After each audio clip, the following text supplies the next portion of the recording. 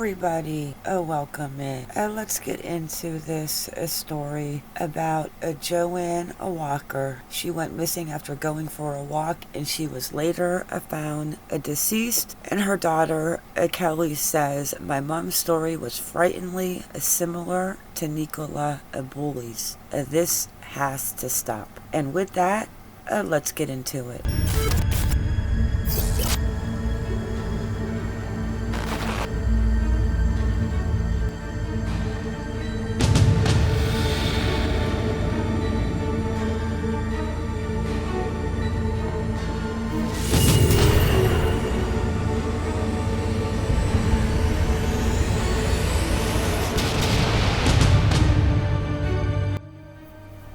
Kelly Walker's mom went missing, and she was found deceased after suffering with a hormone disorder, has spoken of the frightening similarities to Nicola Bulley, and said more needs to be done to help women who are written off. Joanne Walker was 54 years old. She was found in a quarry after her family reported her missing when she was last seen going for a late night walk. And we will definitely take a road trip. Her daughter, Kelly Walker, who was 38, said her mom battled a brain fog and unexplained sadness for years before her death. Kelly herself has since been diagnosed with a premenstrual, a dysphoric, a disorder, a hereditary, a very extreme, a PMS, which she thinks her mom was battling for 11 years. Kelly said her mom's symptoms were dismissed or not taken seriously. Nicola Bulley went missing on a walk at the River Wyre in Lancashire, England. Her family said she suffered a crisis after she stopped taking menopause drugs. Her family said due to the premenopause, Nicola suffered with significant side effects such as brain fog, a restless sleep, and was taking HRT to help. I disagree. I do not disagree that Nicola was going through a menopause at 45, which is kind of early in my opinion. You will never convince me that she went to the river that morning on a walk with her dog Willow after dropping her children off and tried to jump in a river in front of the bench where her phone was placed after the fact, and Willow to jump in the river and call it a day. I will never believe that. Or a slip and fall. But of course, this is my opinion and my opinion only. I just don't think it's the time or the place at 9 o'clock and 9:20 in the morning with people walking their dogs. Something went wrong. Nicola was found 23 days after she went missing.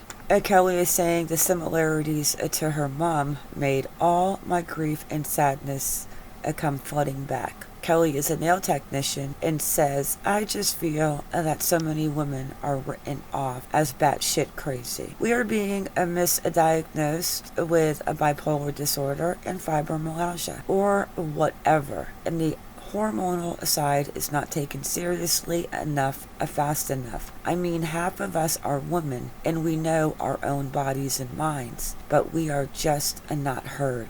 I just keep wondering how many women are going through this and have no one to turn to. It's scary. Women have been around forever. How is this still happening? We need a specialist system to help women with what is normal for them to go through. Women need it, and so do doctors." Now, I am not taking menopause away from anyone in the struggles, and the struggles are probably real. It just, none of this in my mind adds up. The only way I will ever believe that she accidentally fell into the wire is that she happened to fall and hit her head, and then she fell face down in the water in front of the bench, but then and nobody sees her when they walking by, face down, floating in the wire or river. That's like probably just over your feet as far as how deep the water is. Come on. And Willow pacing back and forth between the bench and the fence. Why was she pacing there? She didn't know where her mom was. She was dropped off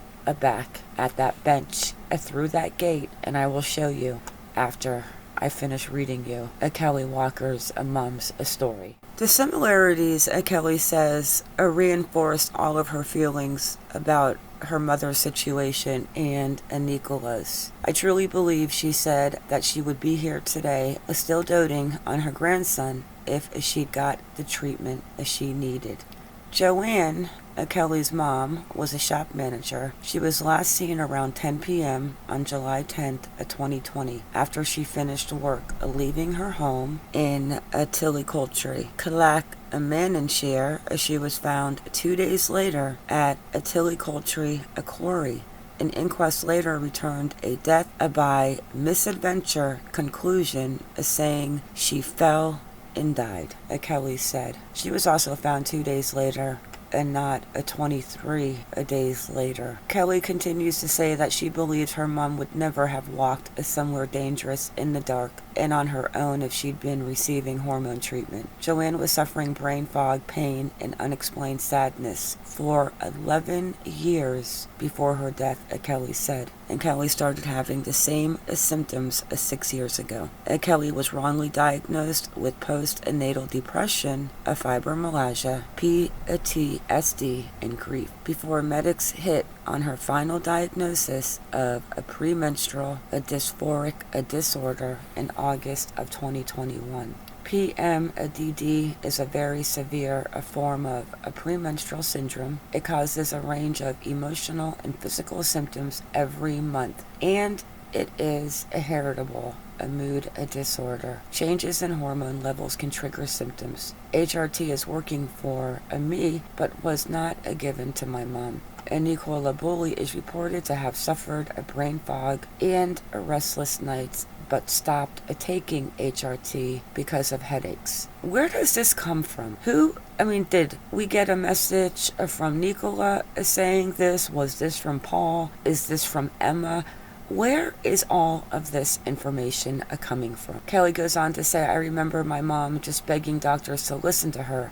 She knew she wasn't depressed, but antidepressants is all they offered. She was such a vibrant person and then would suddenly become so sad, and her death is a tragedy that was absolutely avoidable. Someone's hormonal cycle can really change anytime, and especially after pregnancy. I just don't think we are willing to think or talk about it enough in this country, so we are letting people down. Kelly adds, if she had the help she needed, she'd never gone out there alone in the dark, and the accident would never have happened. The NHS website says the potential brain fog, anxiety, hot flashes, difficulty sleeping, headaches, and migraines can have a big impact on life, including relationships and work. The British Menopause Society report that 80 to 90% of women say they have symptoms, and 25% of those say they are severe. That is a very sad story regarding Kelly's mom, Joanne,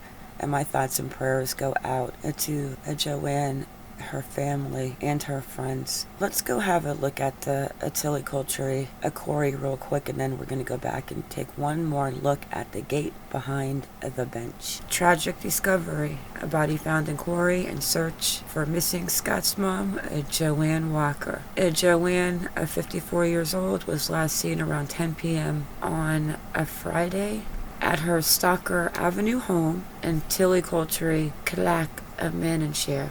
I'm sorry if I'm pronouncing that wrong.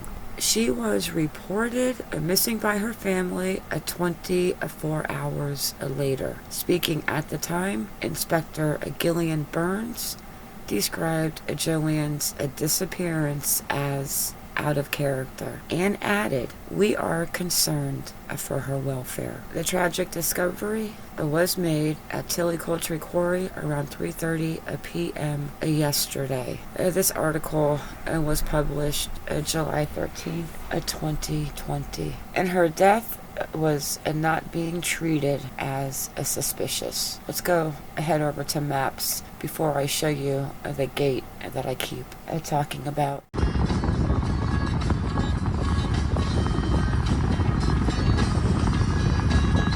And no, I do not think that these two cases, Joanne and Nicola, have anything to do with one another.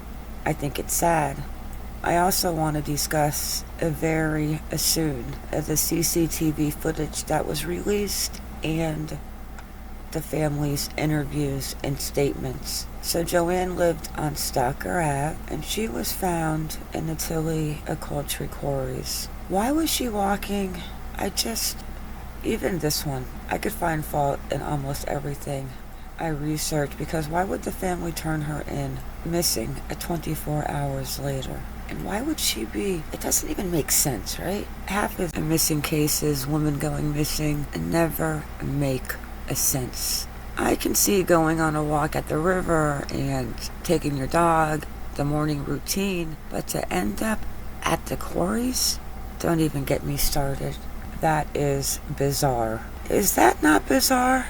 And she left the house at 10 p.m. at night, and she was found 2 days later? Look I'm flustered. Something's not right with this either. What, the gates are wide open? Just walk right in after hours? Concrete? I don't know. Even this one does not make sense. I have got to stop. And maybe I need a crime, a break. Okay. Alright. Let's go have a look at the fence, the gate behind the mysterious bench, and we will wrap it up. Here is the bench where her cell phone was found facing up, and remember, still connected to the call, and there is the gate in the back. So Willow was pacing from the bench to the gate, and let's not forget that her harness was found between the bench and the wire. The biggest part of this that makes absolutely zero sense, besides her phone being on the bench, Willow pacing back and forth from the gate to the bench, and her harness.